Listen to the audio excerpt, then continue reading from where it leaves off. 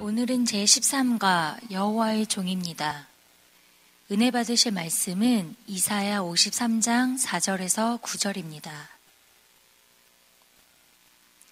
이 세상의 모든 사람에게는 스스로 해결할 수 없는 인생의 무거운 짐이 있습니다.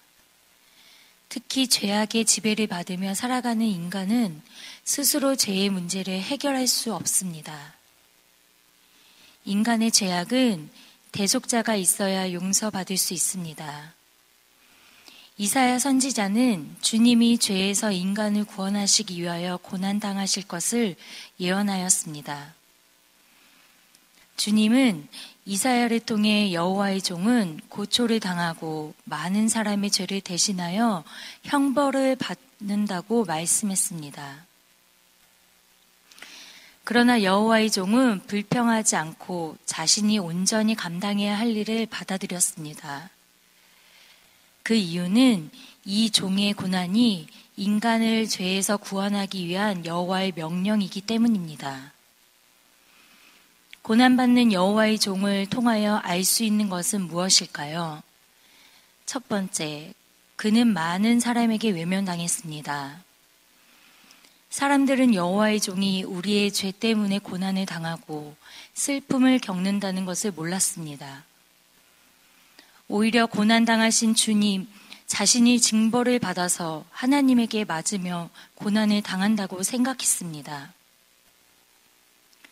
이처럼 고난받는 여호와의 종을 사람들은 싫어하며 외면하였습니다. 하나님의 아들 예수께서 멸시와 천대를 당하셨다는 것을 이해하기 어렵습니다. 그러나 베드로는 예수님을 모른다고 부인했고 유다는 당시 노예 몸값에 해당하는 돈에 예수님을 팔고 말았습니다. 군중은 죄수를 석방시키는 전례에 예수님 대신 흉악범인 바라바를 놓아주라고 외쳤습니다.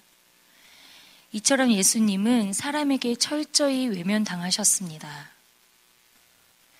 두 번째, 그는 우리 죄 때문에 죽으셨습니다. 하나님께서 반역하여 죄 가운데 있는 인간은 자신을 구원할 수 없습니다. 그래서 여호와의 종은 우리의 허물 때문에 찔리고 우리의 죄악 때문에 상하였습니다. 이것이 우리를 대신해서 죄값을 치르는 여호와의 종이 고난을 당하는 이유였습니다.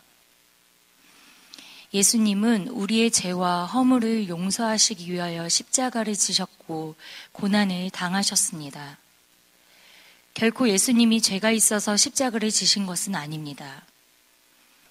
예수님은 죽은 자를 살리셨고 수많은 이적을 베푸셨습니다. 그가 매맞고 가시관을 쓰신 것은 죄인을 구원하시기 위해서였습니다. 베드로 사도는 예수님께서 십자가에 죽으심으로 우리가 죄에 대하여 죽고 의에 대하여 살게 되었다고 했습니다.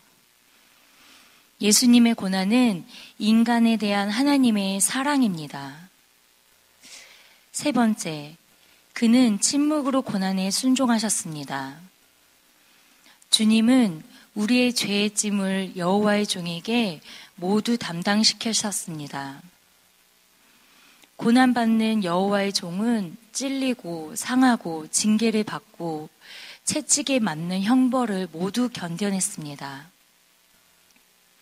여호와의 종은 억울한 일을 당하였지만 마치 도수장으로 끌려가는 어린 양과 털 깎는 자 앞에서 잠잠한 양처럼 죽음에 이르도록 자신을 위해 어떤 변명도 하지 않았습니다.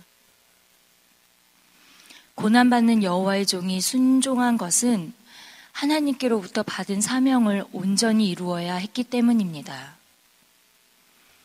예수님은 빌라도의 판결에도 침묵하셨습니다.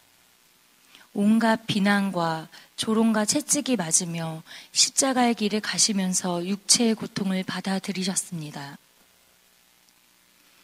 불공평한 고난에 침묵하는 것은 엄청난 힘이 있어야 합니다. 예수님은 아버지의 뜻을 이루기 위해 육체의 고난을 견디며 순종하셨습니다. 예수님이 십자가에서 고난당하시고 죽으심으로 인간을 죄에서 구원하신 것은 기독교의 가장 중요한 진리입니다. 그러므로 구원받은 하나님의 자녀들은 언제나 죄를 멀리해야 합니다. 그러나 악한 영은 우리의 삶을 떠나지 않고 시험과 유혹을 합니다. 성도는 성령의 능력으로 구원의 은혜를 지키며 거룩하게 살아야 합니다.